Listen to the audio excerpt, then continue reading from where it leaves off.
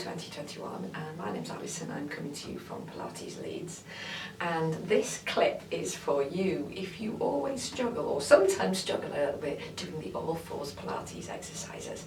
So I'm going to give you a few tips on how it might to make life a little bit easier for you, and then there's some alternative positions that you can use as well. Right, so the first thing is about stretching your wrists prior to going in all fours. We live our lives with our wrists over the mouse or on a steering wheel, or kind of faffing with our social media, or holding cutlery or pens or what have you. So then if you put yourself into all fours with that open wrist, it can be awkward. So a wrist stretch. Arms straight, hands down, use the opposite hand to pull you down like this, and don't forget the wayward thumb, lash that thumb down too. It's quite a stretch through the wrist and down into your elbows as well. Have your shoulder blades out your ears, whether you're standing, sitting or kneeling like me, and hold it with nice deep breaths for 30 to 45 seconds. Now that's a great stretch to do on both sides every day, but don't do it immediately before your all fours work, because it can just temporarily sort of weaken the muscle a little bit. So do it at a separate point in time. Okay, so here's the next thing, and this is about your position. We are eye dominant animals, and even in all fours our eyes will reach us forward. We're reached forward with us eyes. So when you're in all fours, be aware that you're not starting off relatively forward in your wrist, or you sort of gradually drift forward into your wrist, because that's pushing more body weight through those wrists. So maybe it's when you start, have a little sway forward onto the wrist, back onto the knees. And it's loads better when you share out that weight between the wrists and the knees, and even maybe put a little bit more work into the knees and less in the wrists, just to give them a little bit of a helping hand. Right, the third thing, once you've set up like this, is to do with fingers and knuckles. Spread your fingers and press the knuckles down into the floor, and you spread the weight more evenly through and share it through the hand, so it's not all concentrated in the wrist. Now this is a little bit more niche, but you can also sort of see if you can reach this bit of the wrist and pull it, metaphorically pull it towards your elbow to decompress the wrist. So far we've looked at stretching the wrist muscles and spreading the load appropriately through the wrists in all fours. And the next thing is to do with how you use your shoulders.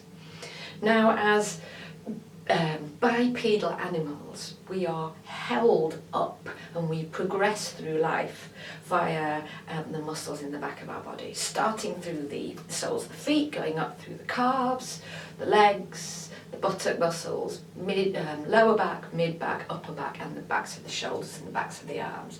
And we used the same or similar muscles when we're in all fours.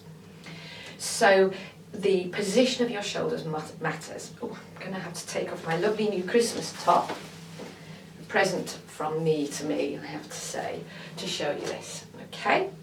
So your shoulder position can be relatively forward, the shoulder blades can be relatively forward, sort of almost stuck to the back, and they can be relatively drawn back.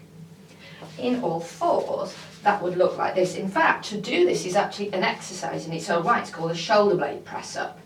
So you can allow the body to drop in between the shoulders, so the shoulder blades draw together, and then you can widen the shoulder blades so they stick to the rib cage. Shoulder blades down, shoulder blades up. But what you want for a really good all fours position is a halfway house. So sense that the shoulder blades are spread across the back, and you could put a spirit level there. You've got a lovely straight line between the shoulder blades and the spine here. So the body weight is supported and held from above, as opposed to tending to let the shoulder blades and the body sag, which causes the body weight to sort of leach or leak down into the elbows and into the wrists. So this is really, really important. This one is mission critical. I'm just going to go off on a little aside here and give you a couple of strength exercises that will help to strengthen the muscles that hold you into position. And the first thing is a press up. Now you can do a press up in all fours, but often that's too hard. So here's a better idea.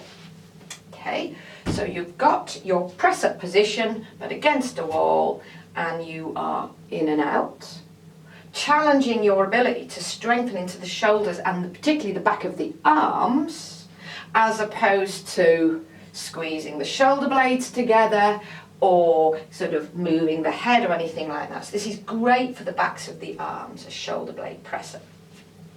And there's a second exercise which works a muscle called serratus anterior, which helps to keep your shoulder blades stable across your back. So this is the exercise. So neutral position, I won't cue that any further.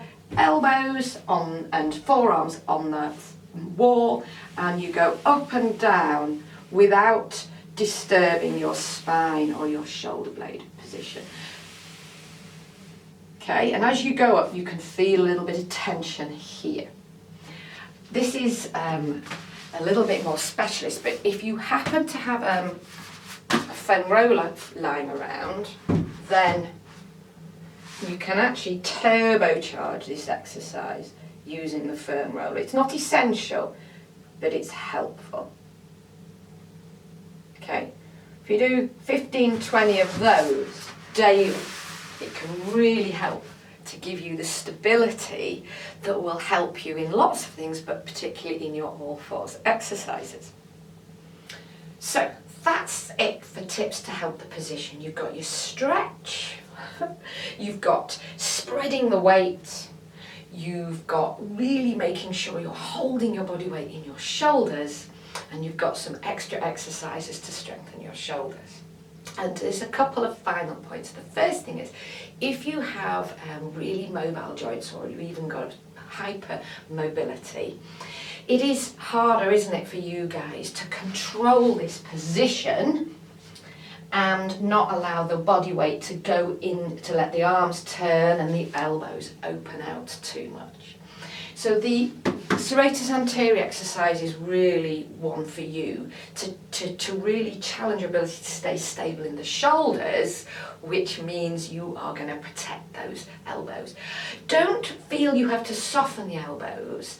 Allow yourself to be fully open in the joint, but protect it by sort of sequestering the body weight into your shoulders. If all of those things don't work enough and you need some modifications, then the one I would suggest is to go into the knuckles. So you're on your knuckles and it keeps the wrists open. So that will work for something like your classic swimming exercise, something like that. Alternatively, you can go onto your elbows. This is a good one for cat stretch, that most classic of all fours exercise. So you come onto your elbows, be aware that your chin is nodded, and you can still do, I mean, it changes the nature of cat stretch, but it's still doable. And another classic one is knee hover. You can reach through those feet, generate the hover and the lift and the support, but without that horrid sensation in your wrists. So there you go. That's it for this clip, and I hope you find these tips helpful. Cheerio. Hi there. I do hope you found this clip useful. We've got plenty more on the site, and for now I've suggested another one for you to watch. If you want to know more about what we do in Leeds, then do visit the website at pilates-leeds.com, and right now you can subscribe to the YouTube channel, and we can do this all again next month. Cheerio!